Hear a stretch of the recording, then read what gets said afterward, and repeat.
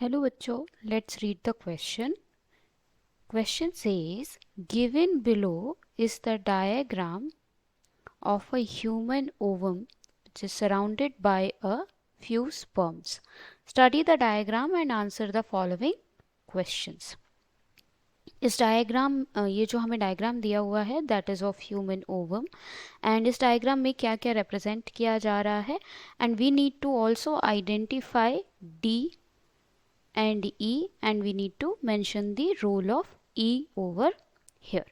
So let's try to understand the key concept in this question. हमारा की concept यहाँ पर हो जाएगा structure of human ovum. Human ovum की अगर बात करें तो ओवम एक स्फेरिकल गैमीट है. It is spherical female gamete, non motile, and it is enclosed in one or more envelopes. egg envelopes भी बोलते हैं हम इनको.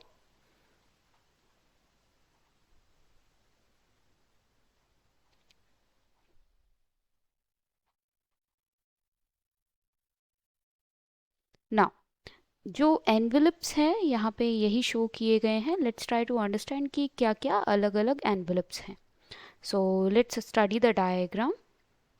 Here in this diagram as we see this layer over here, right, that is surrounding the ovum. Ovum को जो surround कर रही है आउटर मोस्ट लेयर है और इस लेयर का नाम है कोरोना रेडिएटा.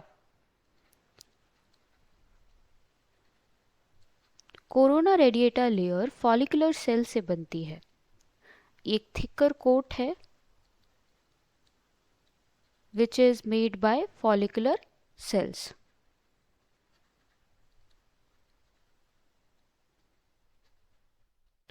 वहीं पे यहाँ अगर आप देखोगे the second layer that is we can see from outside to inside, this layer is zona pellucida. Now zona pellucida is also an outer layer, middle layer है, थिक है, ये काफ़ी ट्रांसपेरेंट है एंड नॉन सेलुलर है. Zona pellucida is made up of made from the Graafian follicles. And अगर इसका बात करें कि इसका फंक्शन क्या है, so the function of zona pellucida over here will be, ये एक्टोपिक प्रेगनेंसी को प्रिवेंट करता है. एक्टोपिक प्रेगनेंसी मतलब जब इम्प्लांटेशन यूट्रस को छोड़ के कहीं भी हो जाता है, मेजरली इन फेलोपियन ट्यूब, उस केस में जो प्रेगनेंसी कॉज होती है that is known as ectopic pregnancy. तो zona pellucida ectopic pregnancy cause नहीं होने देता. और इसका एक और फंक्शन है that it makes an hard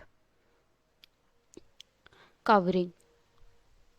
hard से मतलब है कि काफ़ी थिक कवरिंग बनाता है जिससे कि सिर्फ एक ही sperm, only one sperm can fertilise the egg. So what happens कि जैसे ही फर्टिलाइजेशन होता है, जैसे ही एक स्पर्म, कोई भी एक स्पर्म एंटर कर जाता है ओवम के अंदर, तो जोना पैलिसिडा और भी हार्ड या और भी थिक हो जाती है, which prevents the entry of any other sperm. किसी और स्पर्म की एंट्री को ये रोक देती है फिर, जिससे कि फर्टिलाइजेशन सिर्फ और सिर्फ एक ही स्पर्म से हो पाए.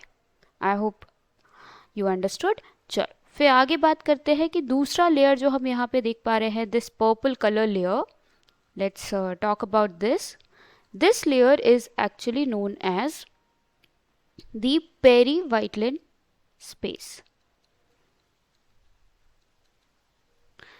This perivitalin space is the we can say distance between myelin membrane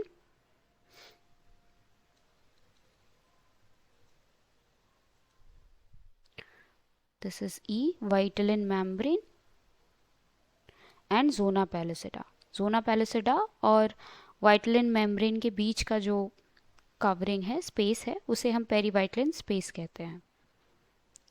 vitelline membrane क्या है? Vitelline membrane is nothing but the plasma membrane of the ovum.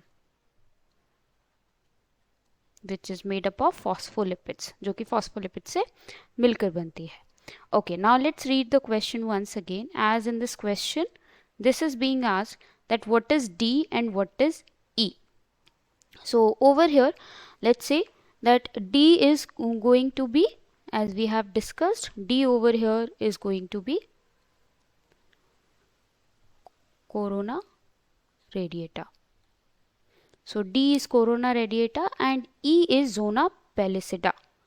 और जोना पेलिसिडा के फंक्शंस के बारे में हमने अभी डिस्कस किया कि क्या फंक्शंस होते हैं. सो ई is zona pellucida and what are the functions. The function is that ectopic pregnancy को प्रिवेंट करता है. It makes sures that only one sperm can fertilize the ovum, not many sperms can enter, and once the fertilization takes place it makes the covering more impermeable बना देता है या hard बना देता है for other sperms here. Okay, I hope you understood well. Best of luck.